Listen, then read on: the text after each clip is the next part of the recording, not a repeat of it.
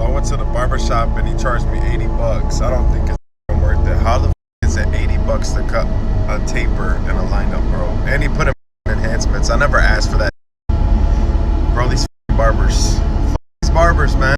Yo, I'm at a point in my life where getting a haircut every 2 weeks, that shit is over with. There was definitely a point in time where I needed the lineup to be fresh at all times. I need a lineup to be fresh. Not no more.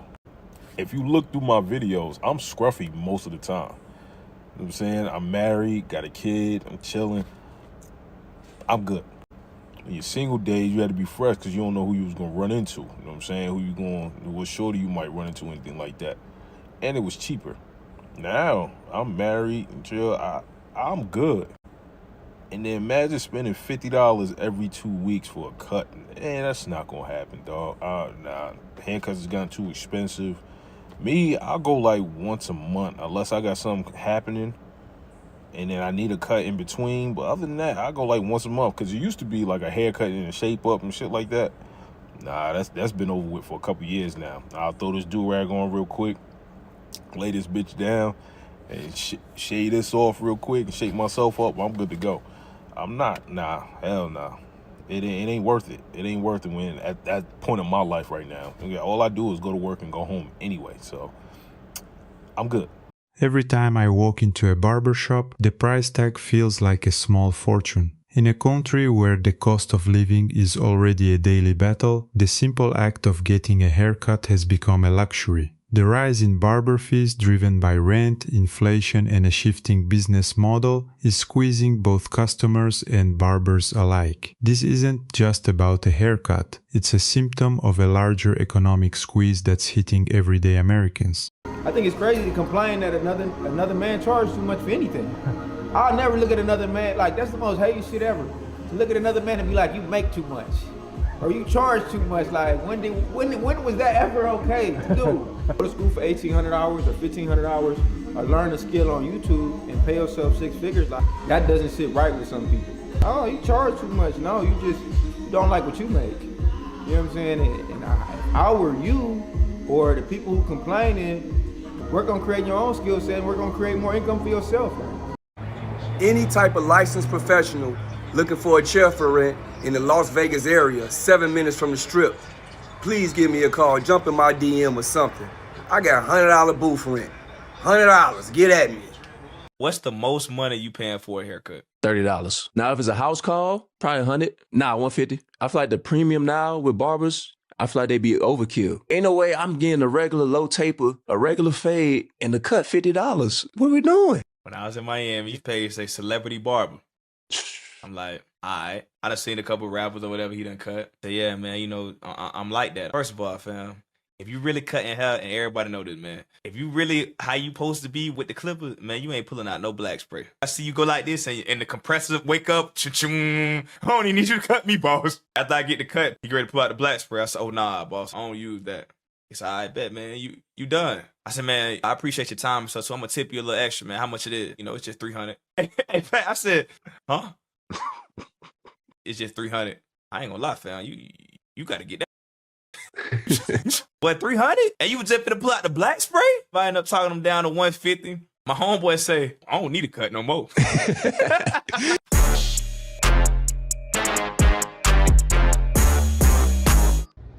I'm gonna tell y'all what's wrong with the barber game real quick. All you barbers that listen to that bald head bearded dude tell you to scale your business, y'all the problem with the barber game. Y'all the problem. Y'all let this dude tell you to scale your business. And I was under the impression that scaling your business meant, okay, I could produce 10 units in an hour. I upgrade my machinery, now I can produce 100 units in an hour. How does that work in barbering? Because last I heard, I can't buy another arm, I can't buy another set of eyes, and I can only cut one head at a time. So y'all tell me, like, how exactly do I scale my business? And how is it that y'all be believing these dudes when they talk crazy? He came from 4 hours away and paid $250 for a lineup.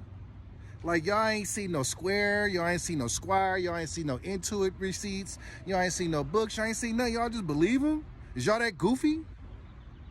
On top of that, Buddy snaked the guy that brought him into the game. On top of that, Buddy was looking for a retirement plan, and he got y'all to pay him to tell y'all what to charge, and now he don't got to cut hair no more? Sound to me like y'all getting out here. Like, for real, that's what's wrong with the game. Y'all barbers is goofy for even going for that stuff. Y'all goofy. Thinking that somebody gonna pay $150 for a haircut and a beard. Y'all shit. Y'all deserve to go out of business. Y'all deserve to lose clients because y'all believe that goofiness. Let's say they said a haircut costs $40.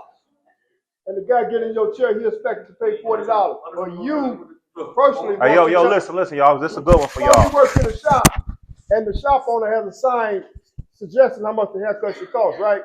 And the guy get in your chair looking at the sign, and the sign saying haircut $40. But you want to charge him $50 or $60. Should you charge him your personal fee, or should you go by the sign that's on that on the sign on the wall? Is he a walk-in? Yeah, he'll walk in. Exactly. You gotta charge him price on the sign. Don't go below.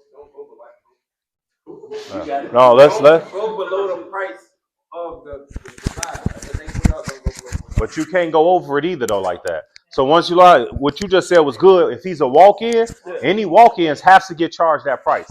But now, once you create a service and I give it to him, hey, look, boss man, it's $40 for a bald head and a lining. But I gave you the hot towel. I gave you enhancements. I gave you this on my booking site or my person, because I don't got a booking site. I charge $80 for everything that I gave you. But if you want to come in and just want me to line you up and clean the hair off your head, that's $40. But now you tell them what the upcharges come from, and you also still, when you go into a barbershop, you're not in a suite, you're in a barbershop, you still got to respect whatever the house prices is. So me, my team, we meet once every 6 months. We meet just to go over the house rules. How much we charge for certain things, what is we using to make sure that we all are on the same page. You can't be charging $80 for this, and I'm doing it for $40. I promise you, you're going to lose some. Because it's like, man, you cut great. You probably cut better than me. But I'd rather go down here for the 40 than pay the 80. And then, sure, I might get in and out faster down here. You feel what I'm saying? So you all have to be somewhat on the same page. It's going to cause too much of a conflict. Supply and demand, right? Yeah. Because more likely the cost for the haircut on the sign is within the market rate anyway. Exactly. So even if y'all too high, I'd rather go down the street and get it for cheaper. I do that. Everybody thinks that I'm against the booth rent commission model and all that. They think I'm just anti-booth rent. But let's talk about this for a second. Here's what I'm actually against. I think the booth rent model is dead because suites have killed it. It's not a commission thing. This is booth rent is dead. Because I'm gonna ask you, why would you go to a booth rent shop when you can go get your own suite for the same price?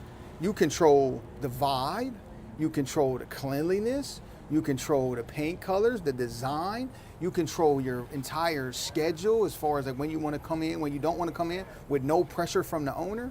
So when I'm talking about booth rent is dead, it's not because I think commission is so great. Now it is great for a beginner barber, but everybody in the comments has already admitted that, right? And if you look at the situations, most people want to get their career off to a rocket fast start. Commission is the best way to go. We probably all agree there. But what I'm saying is booth rent is dead because of suites. I don't hate booth rent. It's just a dead business model because there's no value there. You get everything plus some in a suite that you would in the booth rent shop because there's not many walk-ins. Now, if you got some shop been around 25 years and has walk-ins and stuff, you're gonna go in there in a little bit. But if you an owner, man, the booth rent shop, don't you dare open up another one because it's a dying business model and the suites are taking over for the booth rent. It's replacing it. So I'm arguing suites and a commission model, depending on where you're at in your career. That's all I'm saying. Barbers, I don't care if you come in 1 day a week. I don't care if you go on vacation for a month. I don't care what you do with your time as long as you pay your booth rent on time. Going on vacation is not a reason to not pay your booth rent. Like, you have money to go to Miami for 2 weeks, but you don't have the $300 that you owe the barbershop for booth rent? That's not how this works. Barbers think because they're not at work or they didn't decide to work that week that they shouldn't be paying their booth rent. No, that is a you problem. And chances are, if you don't pay your booth rent before you decide to go on vacation or take time off, you won't have a booth to rent by the time you return. At least not in my shop, I promise you. Like, yeah, no, y'all bugging. Like, the barbershop owner just supposed to take the hit because you decided to go on vacation? I don't think so. Pay your booth rent and be responsible and handle your business. If not, go open your own.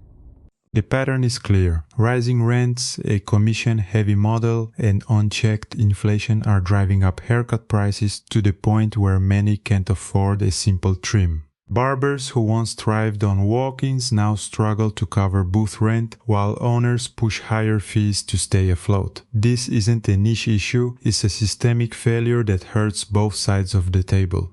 We need to hold the business model accountable, demand transparency from shop owners, and push for fair pricing that reflects the true cost of living for everyday Americans. We must push for transparent pricing and support barbers who keep costs low so a haircut remains a basic right, not a luxury. Have you ever been hit with a surprise haircut bill that left you questioning the fairness of the industry? Share your experience in the comments. Thanks for watching. I'll see you in the next one. Take care.